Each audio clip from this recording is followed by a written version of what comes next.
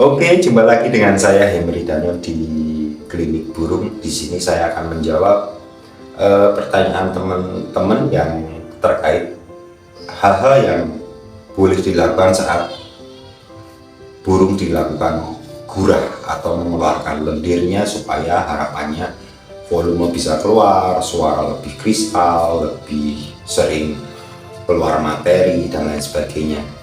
Nah, di sini saya akan menjelaskan poinnya saja, apa yang harus kita lakukan saat kita melakukan penggurahan. Jadi penggurahan ini biasanya dilakukan oleh teman-teman itu dengan cara satu, bisa disuntikkan ke jangkrik, obatnya suntikan ke jangkrik, kemudian bisa juga diteteskan ke ular Hongkong ataupun koto dan lain sebagainya, dengan harapan obat ini bisa masuk sesuai dosisnya, kemudian terjadilah muntah lendir itu, ataupun dengan cara ditetes ke paru langsung. Kalau ditetes ke paru langsung itu rawan sekali ya, jadi harus dilakukan dengan hati-hati. Di video sebelumnya kita sudah membuatkan tentang bagaimana cara tetes paru yang aman. Nah, di sini itu hal-hal yang atau pantangan yang harus kita mengerti ya, jangan dilanggar pantangan ini saat kita melakukan penggurahan. Yaitu satu, burung tidak boleh kena jemur. Jadi sewaktu kita berikan obat itu, baik cara lewat suntik ataupun lewat tetes paru, kemudian dia kena penjemuran ataupun kena sebagian jinak seperti itu, nggak boleh.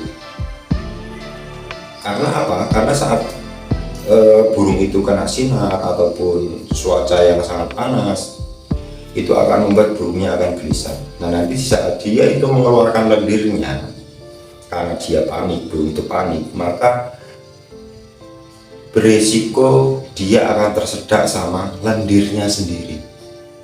Kalau lendir itu bisa masuk ke paru-paru, maka dipastikan bisa mati juga.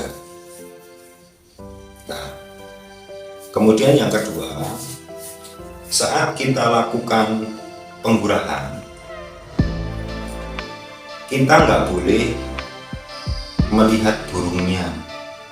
Jadi sewaktu obat itu masuk dan dipastikan obat itu sudah bisa masuk ataupun dengan tetes paru, kemudian burung ada di samping kita, kemudian kita lihatin kayak gini terus, itu jangan dilakukan, karena itu bisa menyebabkan kepanikan di burung. Karena saat dia mau muntah itu biasanya burung akan panik, karena merasakan ketidaknyamanan di tubuh dia, ketidaknyamanan di tenggorokan dia, dan dia melihat kita itu akan menjadi agak panik. Kemudian itu juga bisa akan membuat dia bisa berisiko tersedak sama lendirnya kayak gitu, tersedak kemudian masuk ke paru-paru, itu akan berakibat fatal sekali. Nah, apa yang harus kita lakukan saat kita melakukan penggurahannya?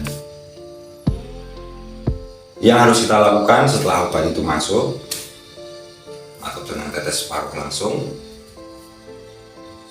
setelah obat itu masuk, kemudian burungnya, krodomnya kita tutup, glasetingnya kita buka atau kita buka separuh krodomnya, kemudian burung ditempatkan di tempat yang tenang atau kita cenderin gitu aja, terus kita tinggal pergi.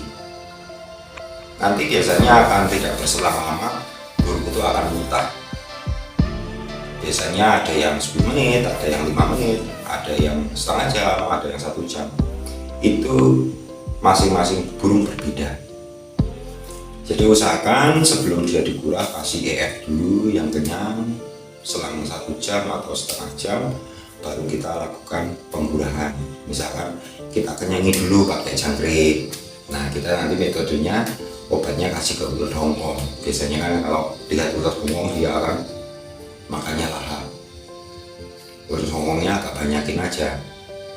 Kemudian kita tetes 5 tetesan ya.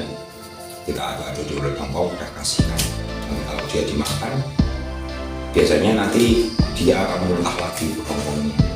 Dan pengaruh dari makan yang banyak tadi sebelum kita tetes separuh itu akan bisa mendorong lendir itu untuk keluar lewat sepahan dia tadi, itu akan membawa lendirnya itu untuk keluar. Atau dengan cara tetes paruh langsung. Begitu tetes paruh langsung masukkan ke kandangnya, ke sangkarnya, kerodong tutup, buka sedikit biar ada sirkulasi udara, kita jendalkan gitu saja. Nanti setelah 1 jam atau 2 jam baru kita lihat, nanti biasanya terlihat di bawahnya itu ada bekas-bekas lendir yang keluar. Nah, kalau penggurahan ini boleh dilakukan selama 3 hari ya.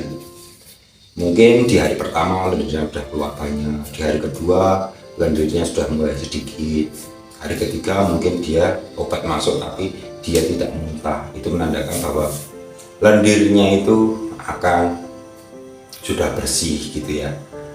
Nah, gunakan juga obat-obatan yang memang bisa menggurah, tapi juga dia bisa untuk menekan laju perkembangan bakteri yang ada di sel pernapasan dia, karena yang menghasilkan lendir itu adalah perkembangan bakteri yang sudah melebihi ambang batasnya.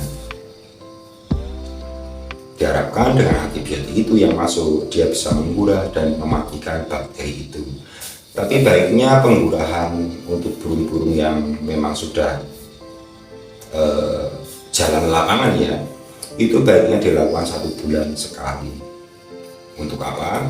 Supaya lendirnya bisa bersih, karena burung yang sering digantangkan dengan pola rawatan penjemuran, sering di-track seperti itu, akhirnya dia akan berpotensi untuk ada peradangan di saluran pernapasan dia, sehingga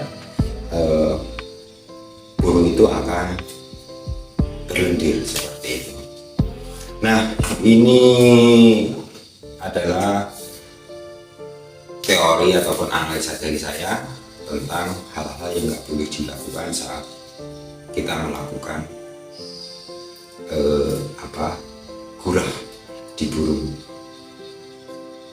Mungkin cukup sekian dari saya, Hendy Danon. Bila ada salah-salah kata, saya minta maaf, dan bila ada yang mau menambahkan tentang metode yang atau pandangan-pandangan lain yang tidak diperbolehkan, boleh tulis di kolom komentar.